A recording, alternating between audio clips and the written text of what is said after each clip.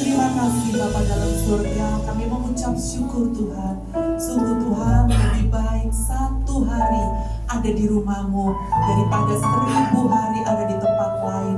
Sebab itu kami sungguh bersuka cita Tuhan, karena Engkau masih memberikan kami kesempatan kami boleh ada di rumah-Mu, menikmati segala kebaikan Tuhan, menikmati akan hadirat-Mu ya Bapa. Dan terlebih sebentar Tuhan kami akan mau duduk Tuhan diam untuk mendengarkan akan kebenaran firman-Mu. Tuhan kami perlukan Engkau, kami perlu firman-Mu Tuhan. Karena sungguh Tuhan firman-Mu itu yang memerdekakan hidup kami. Firman-Mu itu jalan keluar atas segala permasalahan hidup kami. Dan terlebih firman-Mu yang membawa kami lebih akan mengenal Engkau. Dan kami boleh melalui kebenaran firman-Mu, biar sungguh-sungguh Tuhan firman-Mu itu menjadi rema, dan sungguh Tuhan kami alami di dalam kehidupan kami. Terima kasih Tuhan, terima kasih ya Bapa. Tuhan urapi hamba-Mu, urapi lidah bibir hamba-Mu dengan segala keterbatasan hamba-Mu. Biar setiap perkataan Tuhan adalah perkataan-Mu, firman-Mu yang hidup Tuhan.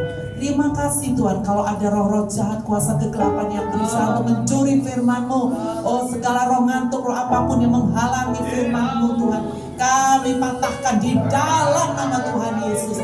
Dan kami mau siapkan hati, biar hati kami boleh menjadi tanah-tanah yang subur, yang siap untuk ditaburi benih firman-Mu. Biar firman-Mu itu boleh bertumbuh, berbuah di dalam kehidupan firman kami semuanya. Setiap orang yang percaya, yang mau menerima kebenaran firman Tuhan, mari kita katakan sama-sama, amin. Puji nama Tuhan. Silakan duduk Bapak Ibu. Sebelum saya menyampaikan isi hati Tuhan, saya ingin memperkenalkan diri. Memang ada yang saya kenal, tapi mungkin ada yang belum mengenal saya. Nama saya Yevi Abelia, saya dari suku Sulawesi, suku Manado, tapi suami saya almarhum dari suku Jawa, Bantu. Saya mempunyai 3 anak yang sudah besar, yang sudah 2 yang bekerja, yang 1 baru lulus kuliah dan sedang mau bekerja. Puji nama Tuhan, saya meneruskan pelayanan suami saya mengembangkan gereja yang namanya JKI Antioquia Pembaruan. Gerejanya sama, kayaknya ada juga datang. Saya sama-sama visinya dengan Pak Michael, mengembalakan orang-orang yang sama, yang tes nama Tuhan. Dan pada kesempatan malam ini saya akan membagikan tema firman Tuhan, yaitu hidup bagi Yesus. Katakan yang sebelahnya, hidup bagi Yesus, hidup bagi Yesus. Puji nama Tuhan. Mari kita buka Alkitab kita di dalam Filipi pasal yang pertama ayat 21 sampai dengan 22. Filipi 1 ayat 21 sampai dengan 22. Demikian firman Tuhan, sudah dapat? Kalau sudah, saya akan bacakan ya. Filipi 1 ayat 21 sampai dengan 22, demikian firman Tuhan. Karena bagiku hidup adalah Kristus dan mati adalah keuntungan. Tetapi jika aku harus hidup di dunia ini, itu berarti bagiku bekerja memberi buah. Jadi mana yang harus kupilih, aku tidak tahu. Bapak Ibu dikasih Tuhan, ini surat Filipi, ini adalah surat yang ditulis oleh Rasul Paulus di penjara. Pada saat itu Paulus sedang berada di penjara di Roma, dan Paulus memberikan surat kepada jemaatnya yang ada di Filipi. Surat itu tujuannya Paulus itu ingin memberikan kekuatan bagi jemaat-jemaat agar mereka itu bisa tetap kuat untuk hidup mengikut Tuhan.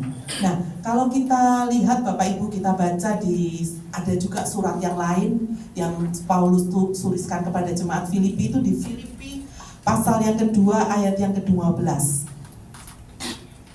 Filipi 2 ayat yang ke-12, demikian firman Tuhan.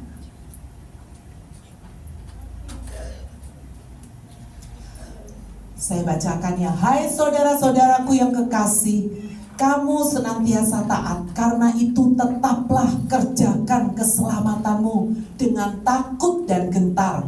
Bukan saja seperti waktu aku masih hadir, tetapi terlebih pula sekarang waktu aku tidak hadir. Demikian Paulus mengingatkan kepada jemaat di Filipi agar mereka boleh tetap taat, dan bukan saja taat, tetapi keselamatan yang sudah mereka terima itu harus mereka kerjakan sampai akhir dengan dan gentar. Kenapa artinya mengerjakan ini? Mempertahankan agar keselamatan yang mereka terima itu tidak hilang. Mereka didorong untuk tetap setia agar keselamatan yang mereka terima itu boleh mereka tetap setia sampai akhir, sampai mereka dipanggil Tuhan. Nah, kenapa Paulus ini mengingatkan seperti itu? Karena Bapak Ibu, namanya mempertahankan itu lebih sulit daripada menerima. Betul nggak Bapak Ibu? Kita lihat pertandingan PON Asian Games, seorang yang memperebutkan mahkota, memperebutkan kejuaraan, itu mereka akan berusaha berlomba sampai mereka akhirnya menjadi yang terbaik. Tetapi ketika mereka sudah menerima piala, menerima predikat juara, untuk menjadi juara yang bertahan, pasti utuh namanya butuh yang lebih harus bersungguh-sungguh, latihannya mungkin harus didobel. Kalau mungkin saat ini dia terbaik, belum tentu tahun depan dia menjadi yang terbaik, belum tentu dia akan bisa mempertahankan piala yang sudah dia peroleh. Demikian juga keselamatan Bapak Ibu. Oleh sebab itu Paulus terus mengingatkan jemaat ini untuk mereka mempertahankan keselamatan itu dengan takut dan gentar. Pada sore hari ini kita mau belajar Bapak Ibu. Kalau kita sudah mau terima, kita sudah terima Tuhan Yesus, artinya hidup kita ini sudah kita serahkan kepada Yesus. Benar nggak Bapak Ibu?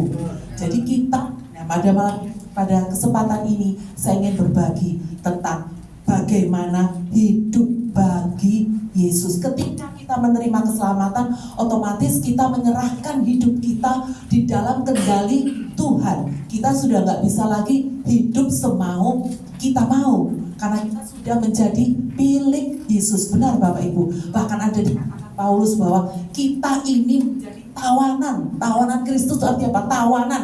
Kita sudah tidak punya lagi kebebasan untuk kita hidup apa yang kita mau. Kita harus hidup seperti apa yang Tuhan mau. Nah, mau kita belajar bagaimana sih hidup bagi Yesus. Mungkin ada yang berkata, oh aku hidup bagi Yesus, apakah aku harus menjadi pendeta?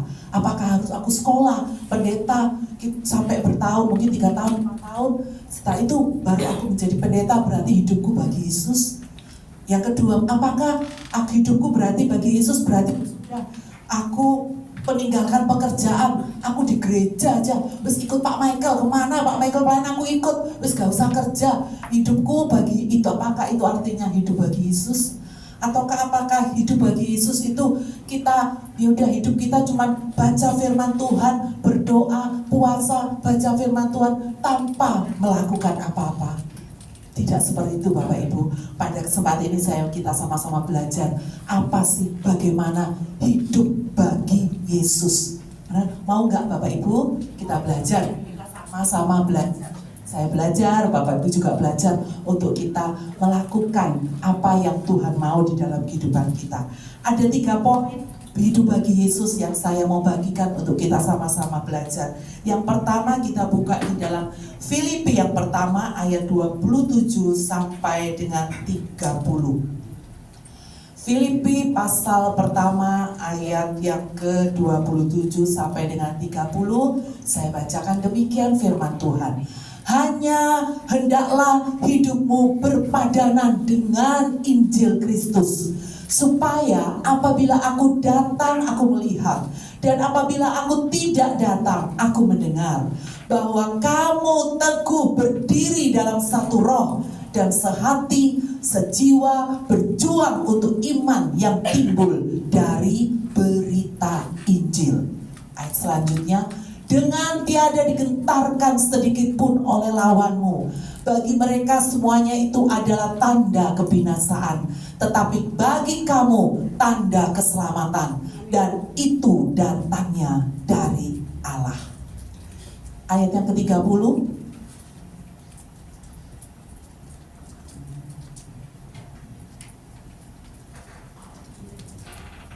ayat yang ke-30.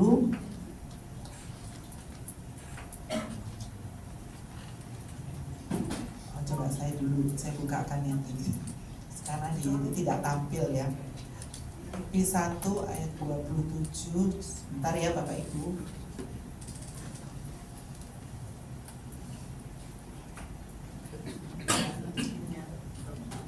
Ayat yang ke-30 saya bacakan. Dalam pergumulan yang sama seperti yang dahulu kamu lihat padaku dan yang sekarang kamu dengar tentang aku. Poin yang pertama kita lihat di ayat yang ke-27 dikatakan Paulus, hanya hendaklah hidupmu berpadanan dengan Injil Kristus. Artinya apa? Poin yang pertama, bagaimana hidup bagi Yesus. Yang pertama adalah hidup dalam standar Allah. Katakan, hidup dalam standar Allah.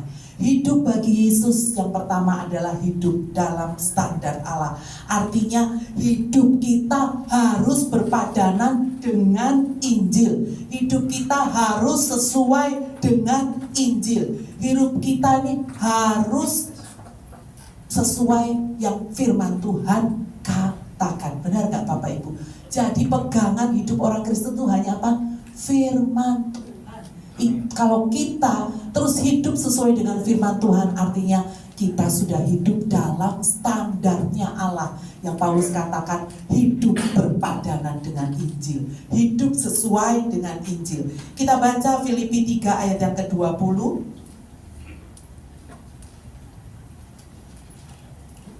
Filipi 3 ayat yang ke-20, demikian firman Tuhan. Karena kewargaan kita adalah di dalam surga, dan dari situ juga kita menantikan Tuhan Yesus Kristus sebagai Juru Selamat. Bapak Ibu dikasih Tuhan, ketika kita menerima Tuhan Yesus, maka sejak itu kewarganegaraan kita menjadi berubah. Kita menjadi warga negara surga. Artinya apa? Berarti kita hidup di dunia ini, kita menjadi apa? Orang asing. Kita menjadi apa? Kita menjadi pendatang. Kita bukan lagi menjadi warga dunia. Jadi artinya hidup kita sudah tidak boleh seperti apa yang dunia lakukan. Hidup kita tidak boleh lagi seperti orang dunia. Orang percaya hidupnya harus berbeda. Benar Bapak Ibu? Kalau kita sama, tidak ada yang bisa dibedakan. Ini anak Tuhan atau bukan, karena kita sama. Tapi yang benar firman Tuhan katakan, hidup kita harus berbeda. Kita tidak boleh sama lagi, karena firman Tuhan katakan, yang lama sudah berlalu, yang baru sudah datang. Artinya kita ini adalah manusia baru. Kita harus menyadari itu, bahwa kita ini sudah milik Kristus. Kita ini harus hidup sesuai apa yang Kristus mau di dalam hidup kita. Dan kita harus mempunyai apa? Gaya hidup. Kita harus mempunyai kepribadian. Kita harus mempunyai identitas, mempunyai ciri yang berbeda dengan orang-orang dunia. Kok kita tanya, loh berbedanya dari mana? Loh, gampang Bapak Ibu, kalau kita tahu orang dunia, kalau kejahatan harus dibalas dengan kejahatan. Kalau kita orang warga kerajaan surga harus membalas kejahatan dengan apa? Kebaikan. Gak boleh apalagi mengumpat. Oh tak dungak no, yang orang itu gak boleh Bapak Ibu. Meskipun kita difitnah, meskipun kita yang benar, kita gak boleh. Oh deloan lah kamu ya. Itu tidak boleh Bapak Ibu. Benar. Kalau identitas kita sebagai orang Kristen, yaitu kita harus hidup dalam kasih. Kalau ada yang membenci, ada yang menyakiti kita, ada yang berbuat jahat kepada kita, tetap kita balas dengan kasih dan mengampuni. Di dalam bekerja juga, orang dunia apalagi saat ini Bapak Ibu banyak mempergunakan cara-cara menghalalkan segala cara.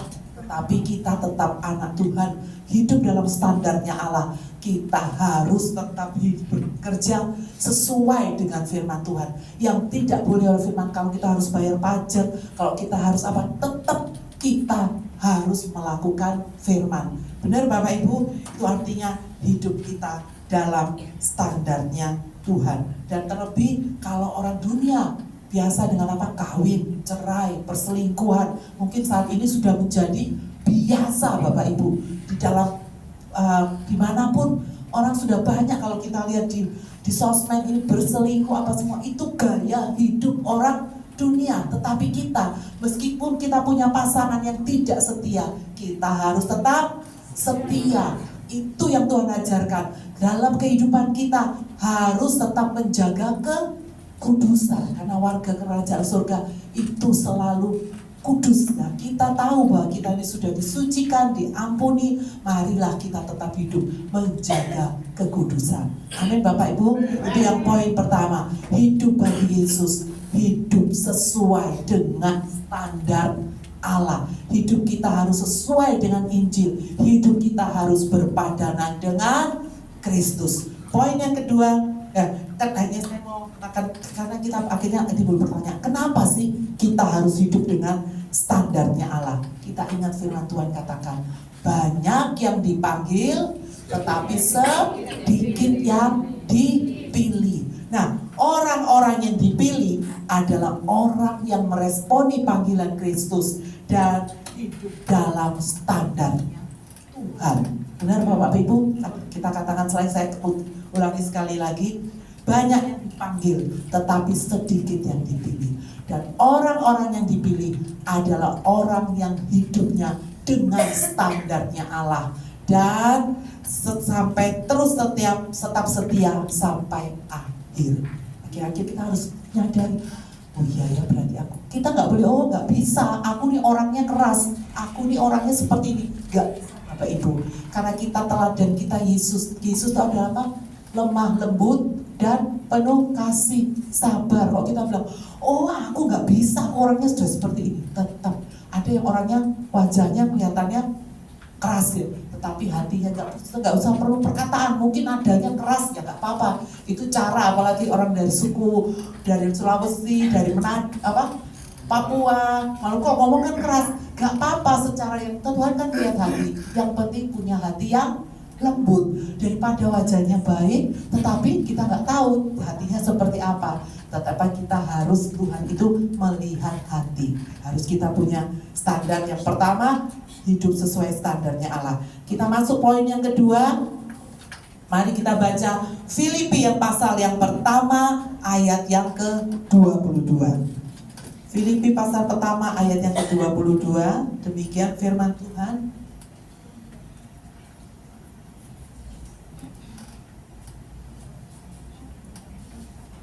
Saya bacakan, tetapi jika aku harus hidup di dunia ini, itu berarti bagiku bekerja memberi buah. Jadi mana yang harus kupilih, aku tidak tahu. Dikatakan sini, poin yang kedua adalah hidup yang memberi buah. Kita katakan di sebelahnya, sambil menoleh sebelahnya supaya firman ini katakan sebelah kiri, hidup memberi buah ya. Ayo memberi buah, memberi buah. Memberi buah itu bukan nanti minggu depan ibadah semuanya ada yang bawa semangka, ada yang bawa jeruk, ada yang bawa pisang. Bukan itu. Kalau memberi buah itu nggak apa-apa, nanti saya kasih alamat saya. Nah, kirim aja ke rumah saya terima dengan senang hati. Bukan seperti itu Bapak Ibu. Hidup memberi buah itu jangan kita ke pasar cari buah. Bukan, tetapi di sini kita baca bahwa hidup yang memberi buah. Nah, saya mau tekankan bahwa hidup memberi buah bukan suatu pilihan, bukan suatu ajakan. Paham nggak Bapak Ibu? Hidup memberi buah itu jangan ayo hidup memberi buah. Gak beri ya gak apa-apa, seperti itu. Atau seperti saya mau ngajak, ayo pelayanan, siapa yang mau ikut? Saya mau, ada yang gak mau, gak apa-apa. Gak salah, gak berdosa. Bukan Bapak Ibu. Hidup memberi buah itu bukan ajakan Tuhan, bukan apa pilihan. Mau dipilih silakan, dipilihkan. Tetapi apa Pak Michael? Perintah. Betul, siapa tadi ngomong? Hidup memberi buah itu perintah. Artinya kalau perintah itu harus nggak? Harus dilakukan. Kalau tidak dilakukan, ada sanksinya Bapak Ibu. Jadi kita sebagai orang Kristen nggak boleh enak-enak pagi ke gereja, habis gitu jalan-jalan. Aku sudah ke gereja. Nggak ada perintah bahwa hidup kita harus memberi buah. Benar nggak Bapak Ibu? Sekarang kita mau belajar buah apa sih? Nah, buah yang harus kita beri yang pertama apa? Buah pertobatan. Kalau kita mau benar-benar ikut Yesus, harus terus bertobat. Bertobatnya itu yang tahu siapa? Diri kita. Yang tahu kelemahan kita apa? Yang masih ngamuk, aduh kok gampang emosi ya, gampang tersinggung. Harus berubah Bapak Ibu. Benar, orang itu nggak bisa melihat. Mungkin yang sini ramah, tapi yang tahu tuh mungkin di rumah kalau ada pembantu, yang tahu tuh pembantu aslinya seperti apa. Suami istri yang tahu. Nah, yang tahu kita dan Tuhan dan orang-orang dekat kita. Apa yang harus kita rubah? Artinya kita harus bertobat, selalu berbuah, bertobat, lebih baik selalu, namanya ada pertumbuhan. Buah itu juga nggak langsung ada prosesnya, ada daun, kemudian semakin besar, akhirnya mulai berbuah. Nah ini katakan yang pertama itu buah pertobatan, harus berubah, bertobat. Kalau kita sadar memang manusia masih hidup dalam daging, kita nggak bisa hidup lurus, baik kita lemah, kita bisa salah, kita bisa emosi, tapi tidak menjadi karakter. Harus berubah, kita tahu harus berubah lagi, sadar berubah terus setiap hari, kita harus bertobat. Nah itu kalau kita malam suruh doa, kita renungkan sepanjang hari ini, ketemu siapa, mungkin ada perkataan kita yang harus kita bereskan sebelum kita tidur, harus benar-benar minta ampun, bertobat pada Tuhan. Artinya selanjutnya apa? Buah apa? Buah jiwa. Jiwa itu kita juga dituntut oleh Tuhan. Jiwa itu adalah buah. Kalau kita belum bawa jiwa buah Tuhan, berarti hidup kita sudah memberi buah, Pak. Memberi, kalau bilang gak bisa siapa, banyak setiap hari kita ketemu kan, kita nggak hidup di rumah, nggak pernah keluar, pasti keluar ya Bapak Ibu. Kita hidup ada tetangga kiri kanan, harus kita pikirkan Tuhan, siapa ya jiwa yang aku selamatkan. Tuhan itu kan ada perintahnya, pergilah ke dunia, kabarkan Injil, bawa jiwa buat Tuhan. Jadi jiwa itu adalah buah. Katakan sebelahnya, cari jiwa. Ayo, apalagi yang ngantuk itu. Ayo, cari jiwa, ngantuk. Cari jiwa.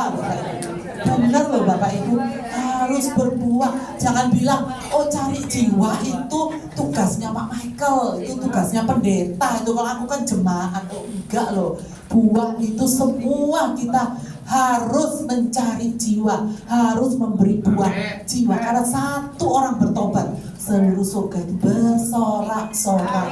Kalau nggak bisa, aku takut, gak apa Bapak Ibu, ceritakan aja kesaksian kita, kehidupan kita. Nggak harus kita langsung, kamu harus percaya Yesus. Nggak bisa dipaksa, karena pertobatan itu, keselamatan ada anugerah. Gak bisa kita memaksa orang harus terima keselamatan. Tapi kalau kita punya kerinduan abar-abar itu sudah dari Tuhan. Didoakan dulu, doa dulu. Sebelum berdoa, kok kita sudah lihat, pasti Tuhan itu akan tuntun.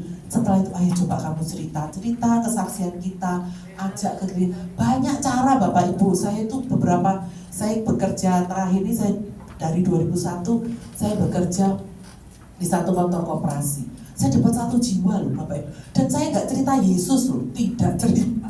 Karena dia lihat aja, saya gini. Ya akhirnya suatu saat saya mau berdoa, saya ngajak teman saya. Di rumahnya teman saya Irin, ada doa gini. Terus teman saya bilang, oh iya aku mau. Terus dia dengar teman-teman saya yang muslim itu ikut. Aku mau ikut doa. Mereka tuh kok diajak doa, karena saya suka cerita. Oh puji Tuhan aku doa gini. Dapat berarti mereka tuh melihat bahwa didoakan tuh luar biasa. Akhirnya mereka ikut kok Bapak Ibu.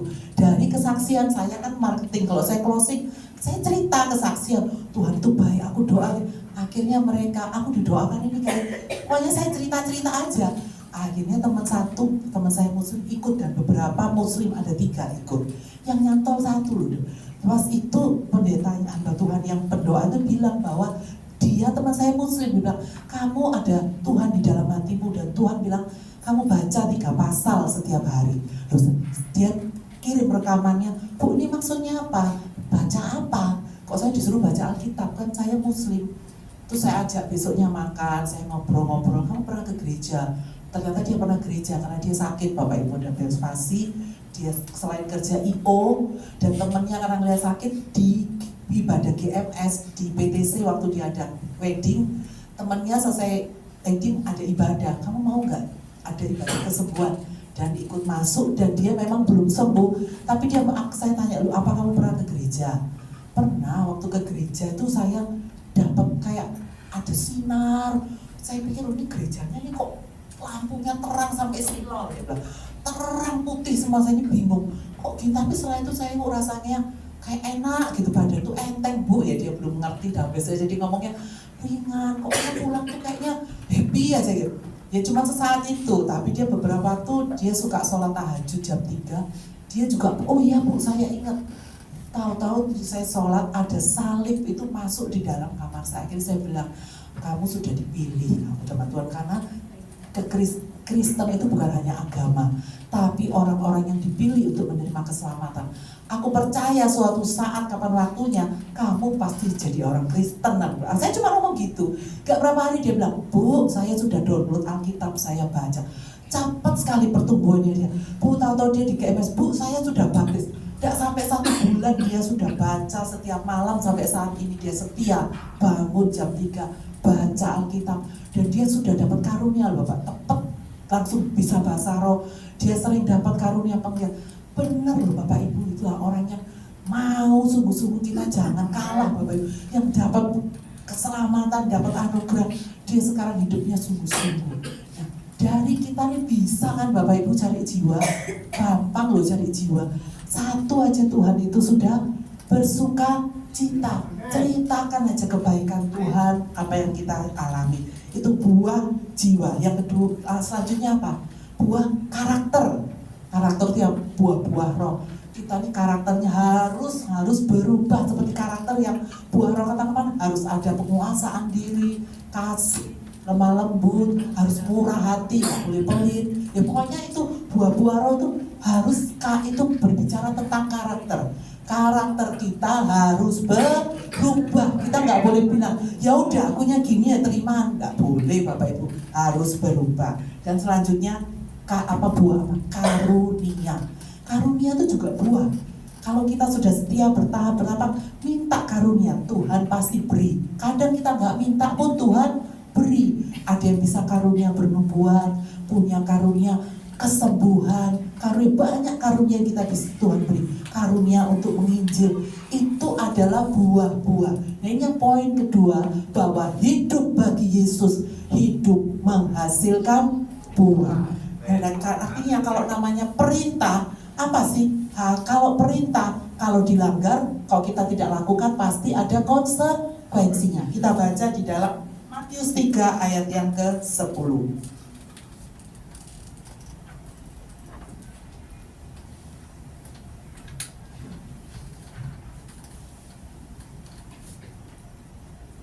Matius 3 ayat yang 10 saya bacakan, demikian firman Tuhan. Kapak sudah tersedia pada akar pohon, dan setiap pohon yang tidak menghasilkan apa? Buah yang baik pasti ditebang dan apa? Dibuang ke dalam api. Baca lagi Matius 7 ayat 19.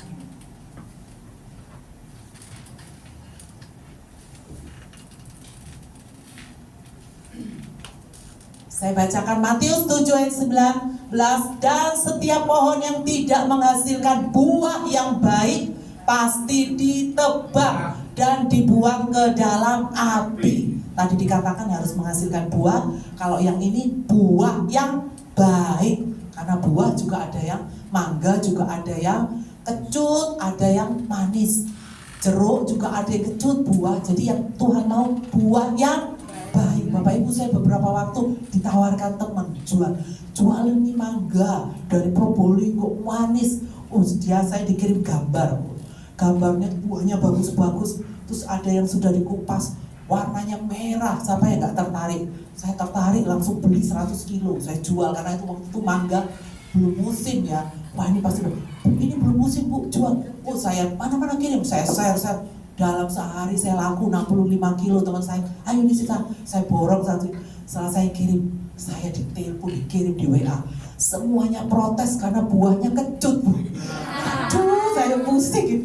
Aduh, saya minta maaf. Dan di foto dikirim, ini gambarnya, buahnya kuning, gak sesuai dengan yang dikirim waktu WA, Bapak Ibu. Saya ini sampai mau ngomel sama orangnya, Bu gimana ini, saya diomelin. Ya saya juga dikasih katanya tukang buahnya. Ya sudah, apa ya, mau apa lagi, ya sudah, biar saya minta maaf. Maaf ya, ada yang beli 5 kilo, nah itu buah itu ternyata ada yang kecut, ada yang jangan lihat aja bagus fotonya, kenapa aslinya datangnya wow kecut, dan saya memang juga beli dan memang kecut. Nah itu artinya apa? Jadi ada konsekuensinya, namanya perintah. Kalau kita tidak mau hidup kita menghasilkan buah, artinya kita siap untuk dibuang ke dalam api. Sia-sia apa yang kita kerjakan, sia-sia kehidupan kita, sia-sia semuanya. Oleh sebab itu masih ada kesempatan. Mari mulai setelah pulang nih besok, kita terus bertobat, kita harus berubah karakter, harus terus mengejar supaya berbuah. Dan yang penting ayo cari jiwa. Ini banyak yang kosong, supaya nanti ada lagi ibadah ya Pak Michael, terus buka lagi, bukan bagi hamba Bapak Gembala, semuanya Tuhan kasih baik sama untuk mencari jiwa. Itu yang kedua. Sekarang poin yang terakhir. Kita baca poin yang terakhir di Filipi 4 ayat 8 sampai dengan ke-9. Filipi pasal yang keempat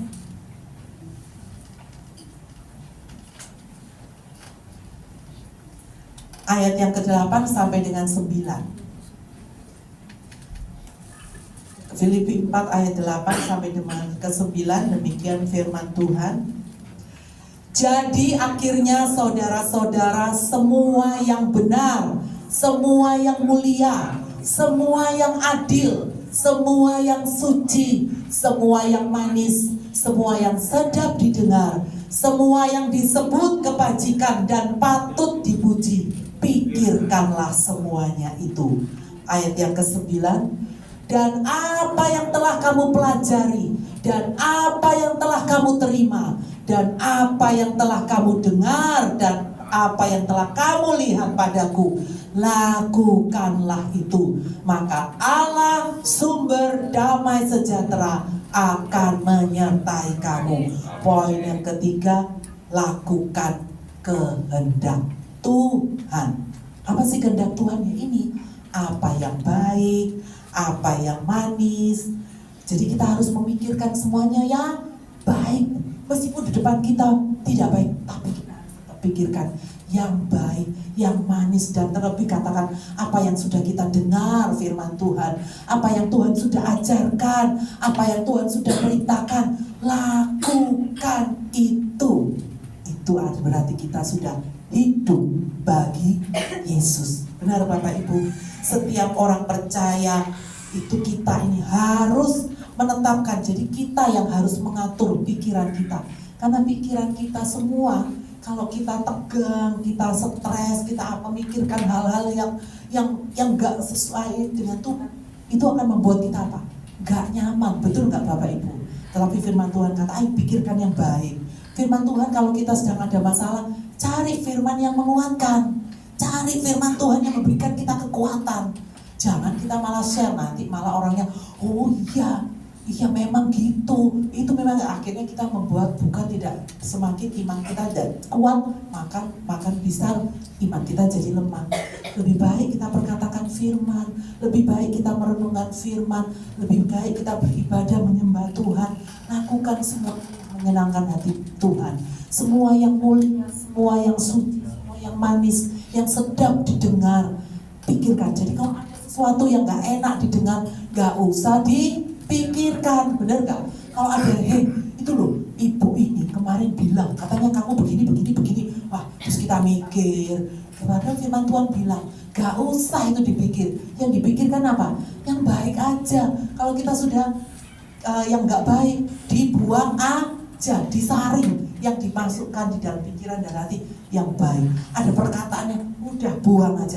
Ada omongan yang gak enak, dibuang aja semuanya. Jadi pikiran kita nih dipenuhi dengan hal-hal yang baik. Kalau pikiran kita baik, Akhirnya hati ini juga damai sejahtera. Benar gak Bapak Ibu?